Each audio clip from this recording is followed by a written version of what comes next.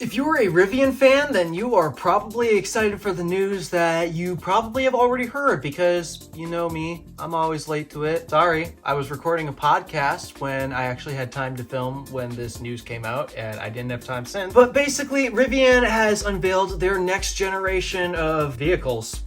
Vehicles plural, because we got more than one vehicle to talk about, unlike what we were thinking before their event happened. So without further ado, let's cue that intro and dive in.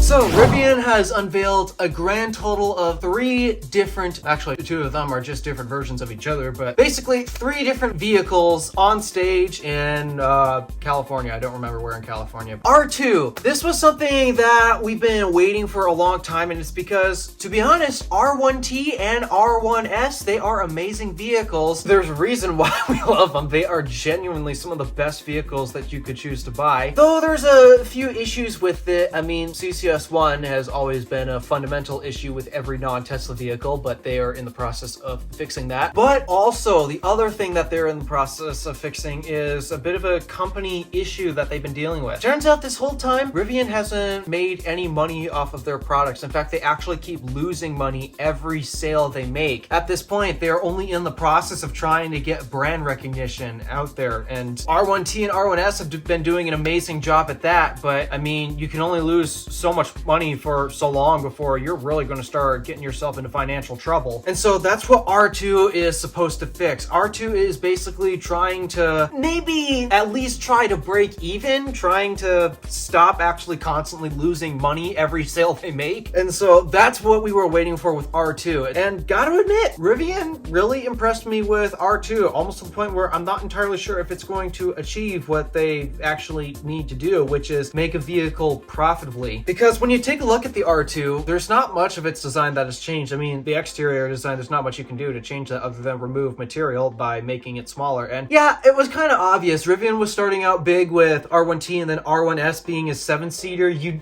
knew that they could only go smaller from there. Okay, they could technically go bigger, but I mean, do you really want to?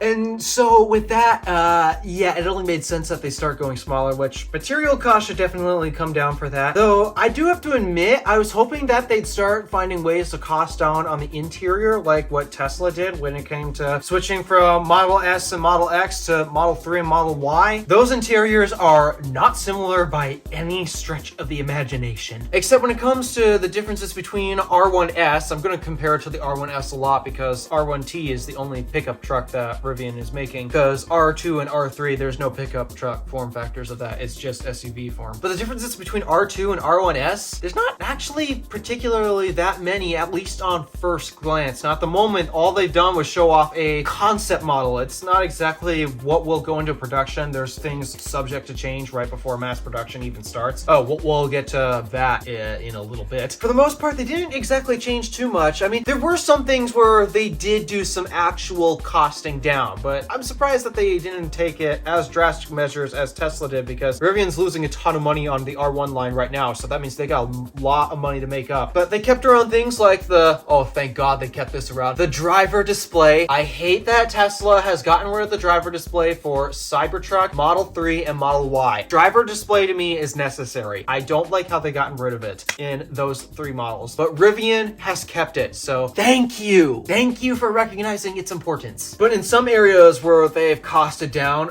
there's fewer buttons on the steering wheel. In fact, they exchanged it for a couple scroll wheels, which I do believe should make it cheaper, because that means less wiring and less materials overall for buttons and such. So yeah, good on Rivian for, I guess, simplifying the steering wheel. That's one way to cost down. They've also gotten rid of a few other niceties that you expect in like the R1T and the R1S. Like, remember the Bluetooth speaker? That's not in R2. In fact, genuinely, I don't know why it had a Bluetooth speaker, because the sound system was good enough. Why not just use that? But yeah, the Bluetooth speaker's gone. Oh, sad. It's like so many people actually use that speaker. Though to my surprise, I'm genuinely confused about this one aspect that they're keeping. Why are they keeping the flashlight? Because that's just added costs. The point is to cost down. And then the other big notable area where you'll notice that they're costing down is in the back seats. There's no rear screen back there like there is in the R1 lineup. Now they've actually really simplified the control area. They gotten rid of the screen and exchanged it for a set of air vents. And also, there are heated seat buttons still there.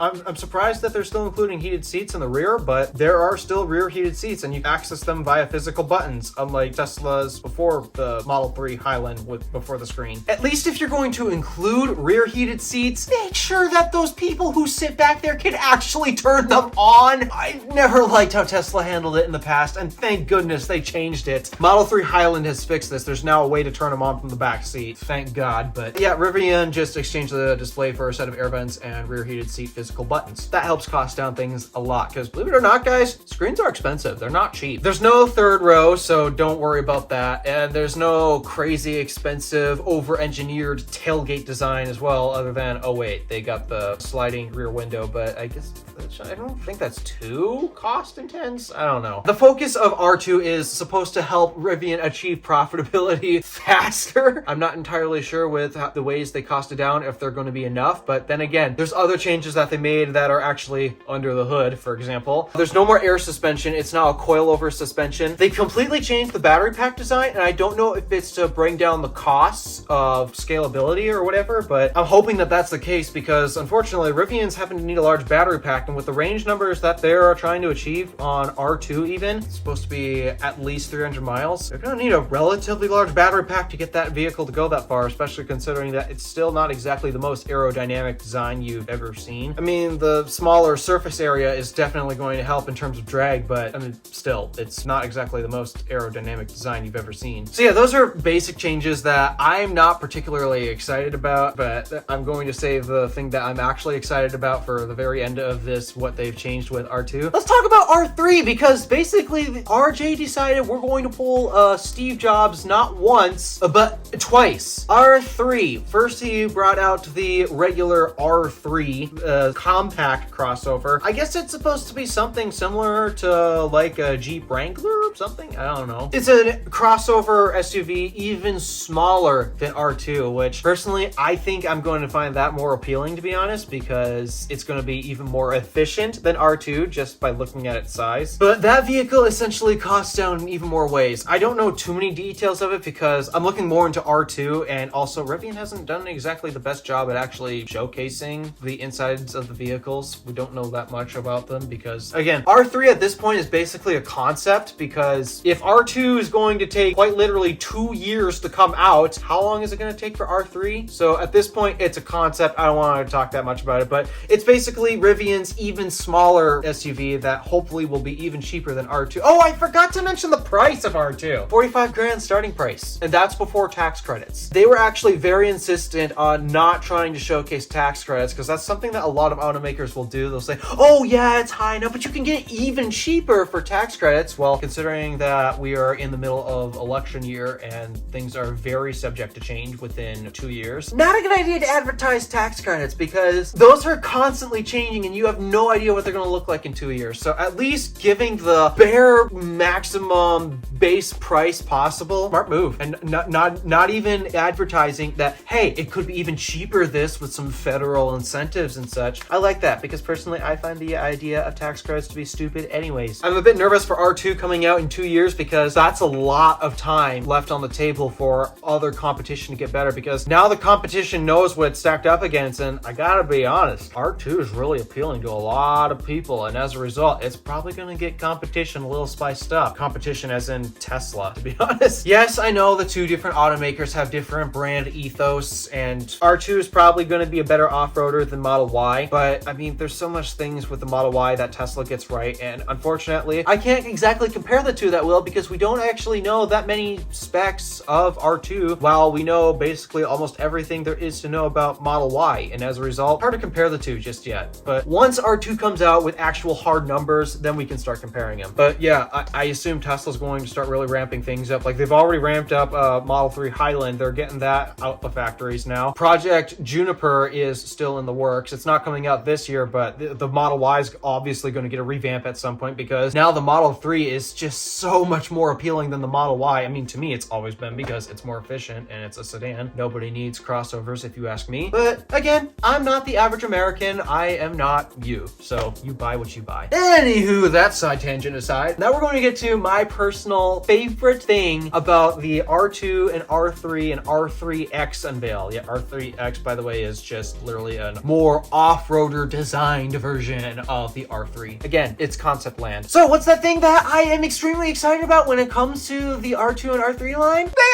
actually have NACS integrated into the physical prototypes. Oh my gosh!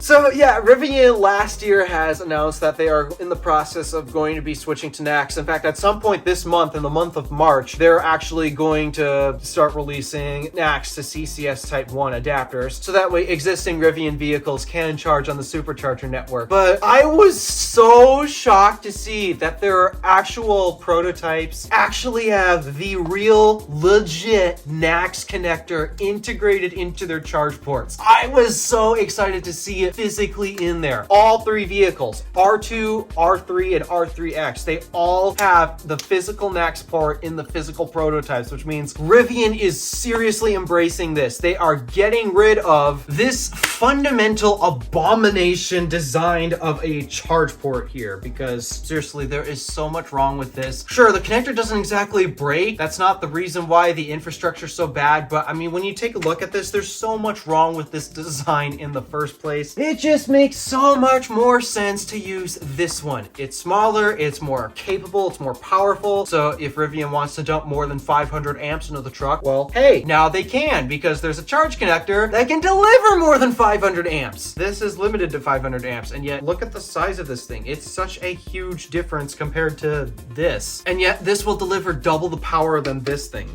It's crazy. This is basically going to be standardly shipped on R2 and R3 vehicles. This is amazing. I mean, it's coming out in 2026. It better have NACS. Though there is one side detail about the R2 and R3 line. Sure, they are switching to NACS, but they made, honestly, in my opinion, a grave mistake when it comes to doing it. They changed the charge port location. It's not for the better. What I am holding right here is the charge port of a 2022/2023/2024, the new Tesla Model X Palladium, basically. I don't know if this is to a Plaid or a long range, but I just know that this is for a Tesla Model X. And if you happen to look at this, this also happens to serve the function of being the left taillight reflector. This is on the left side of the vehicle, where Tesla has always put the charge port. See?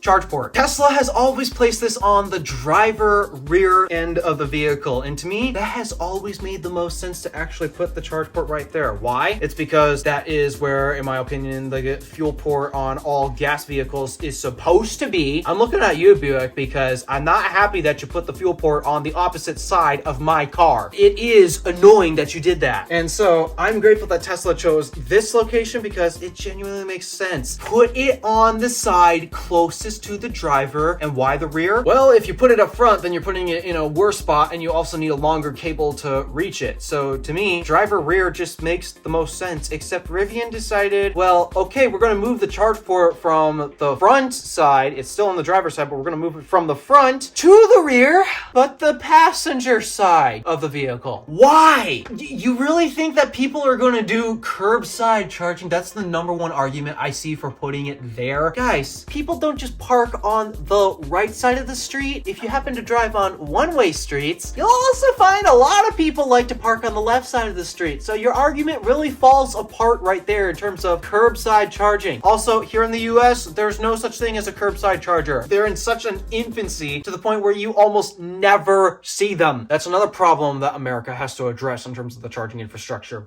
Charge port here should not be on the passenger side. They literally placed it as far away from the driver as possible. And again, who's going to be plugging in the vehicle? Most likely the driver. I mean, we all know how many occupants are in a vehicle most of the time. It's usually just one, and when there's just one, it's the driver. So that means the driver is typically going to be the one plugging in and unplugging the vehicle. And why do you put the charge port as far away from them as possible? It makes no sense. It's the same deal with the gas port on my car. Why did they put it as far away from me as possible? I have massive annoyance with what Rivian has decided to do. It shouldn't be on the passenger side. It should be on the driver's side. In fact, Rivian is so excited about integrating with the Tesla supercharger network, yet they did the number one thing that they shouldn't have done in terms of trying to integrate with the supercharger network. Now you're going to see Rivian still continue to take up more than one space when it comes to charging on superchargers. Wow, amazing engineering. I do not like what they did with this decision. Sure, it brings it, oh no, it doesn't even bring it closer, because actually the front-mounted charge port on Rivian's R1 vehicles is actually facing both front and left. It's at an angle. They royally screwed this one up. But hey, it is at least going to charge via this standard and ditching this awful abomination of a charger. Alright, so that's my commentary about the vehicles itself, and now I'm actually going to save the rest of this video for a commentary about Rivian. I personally am a Rivian fan. I love their ethos, and I love exactly what it is that they're trying to do. I found it interesting how when they initially started out, their whole mission was literally to build the best adventure vehicle ever. And initially, electric wasn't actually their first choice. They were actually going to build an adventure gas vehicle until they decided to look into electric, and then they decided the best adventure vehicle is electric. That's why they're an electric car company, actually. It's not because, oh, we want to compete with Tesla and all that. No, their initial mission was actually just to build the best adventure vehicle, and they believe that going electric was a key to being the best adventure vehicle. So I find it interesting how that's how they started out, and that's why they're an electric brand. But I do have to admit, there are some things about the company that do worry me, and it's their financial situation. And recently, Rivian has had a mass layoff of how many employees? I don't remember, but the number is massive, and I can understand why they're doing it. It's because they're realizing that they're going to